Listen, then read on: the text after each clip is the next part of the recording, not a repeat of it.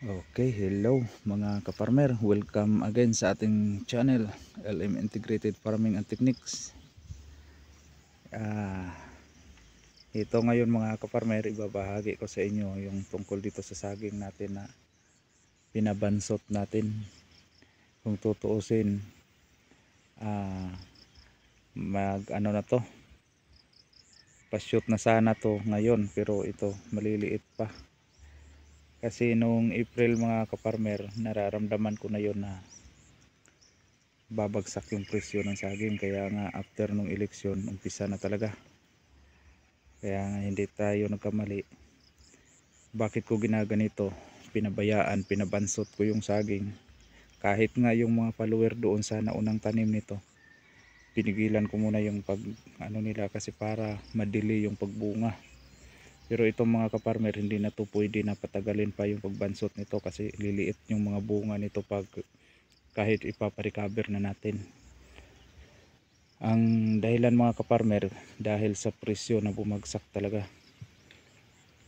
Kaya nga sabi ko nung April, nararamdaman ko na yun na parang papunta to sa babagsak yung saging kasi higit 2 taon na yata nagtaas yung presyo. Pag ganun kasi na sistema mga kaparmer, yung status ng presyohan ng tanim, maraming masisilaw sa presyo. Ganun naman talaga kadalasan instinct nating mga magsasaka. Ang mangyari niyan is maraming magtatanim, kaya ito na ngayon yung resulta. At ngayon mas pabor yung mga bago pa nagtanim ngayon or yung magtatanim pa kasi masasalubong nila yung mas mataas na presyo.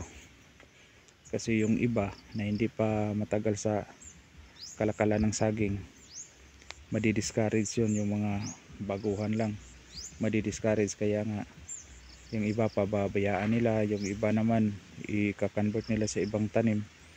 Kaya na naman yung mangyari, magkukulang na naman yung supply. Sa ngayon steady naman yung demand, walang problema sa demand, kaso yung supply sumobra, kaya yun, mura. Ito hindi na to pwede na patagalin pa ng ilang buwan mga kaparmer, yung pagpigil natin sa paglago ng saging. Kailangan na itong kaya nga umpisahan na lang muna natin, isprehan na lang muna natin itong damo. Pagkatapos itaktak natin itong lahat ng mga dahon na may tama ng sigatuka, kasi may medyo medyo malala na itong sigatuka na to. Magtira lang tayo ng mga 4, pero kahit ganoon hindi pa rin tayo mag-a-apply ng fungicide. Ang gagawin natin ito is mag-aabono lang tayo. Pero pag sa tingin natin na malapit na magbunga, yung matured na talaga yung katawan niya, kailangan natin na mag-fungicide na, kasi pipigilan natin yung sigatuka na akyat pa ng akyat para may enough tayo na dahon pag fruiting stage na. Okay, sana nakakuha kayo ng idea mga kafarmer, kasi pag bigyan natin to ng oras ng nakaraang 2 buwan, April, May, June, July, 3 buwan, magagastos yung oras natin dito. Mapabunga pa natin ng mas maaga, gastos pa. Mapabunga ng maaga, masalubong niya pa yung yung murang presyo. Kaya yan muna natin, at least may tanim na. Gagawin natin, spray muna tayo ng damo kasi napakakapal na nito at saka magulang na yung damo. Para ninipis, sprayhan natin, systemic yung spray natin. Kahit yun dyan sa puno, patatamaan natin yan.